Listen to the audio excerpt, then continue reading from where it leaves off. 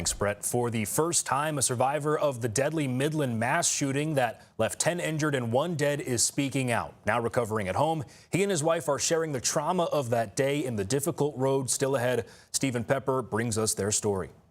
I was scared. I thought I was going to die. The fear of bleeding out was the only thought in Isaac Bailey's mind when he became one of the 11 people shot during the June 12th deadly mass shooting in Midland. He explains he was stopped at a light on West Wall Street when all of a sudden he felt a sharp pain on his right side.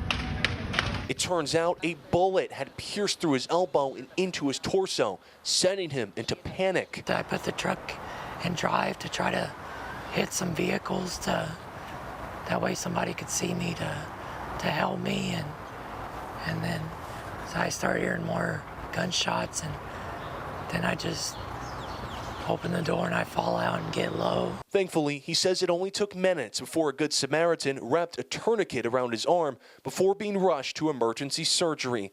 The 35-year-old suffered a shattered elbow, trauma to his liver and spleen, and significant abdominal injuries. He would spend the next week breathing through a ventilator while in a medically induced coma. It was very challenging spiritually, mentally, physically. You know, it was because we have 5 kids that live with us at home. So having to, be there with him and, taking care of them too, it was draining. You doing okay? 5 operations later, Isaac is slowly gaining his strength back. Over the weekend, he finally checked out of Midland Memorial Hospital, beginning rehab at a local facility. But just as he started to progress, he was hit with a major setback. It was 10 days after the shooting is when they told me. Since Isaac had no timeline to return to work, he was terminated from his salaried sales position.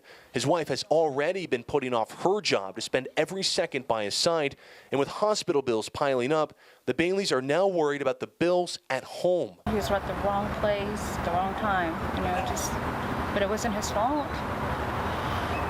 And then to hear that they were going to let him go, that's just heartbreaking. But despite the unimaginable stress, the couple celebrated their 8th wedding anniversary on Monday, grateful for another year. We're blessed that he's able to be here and to be healing the way that he is. He's amazing.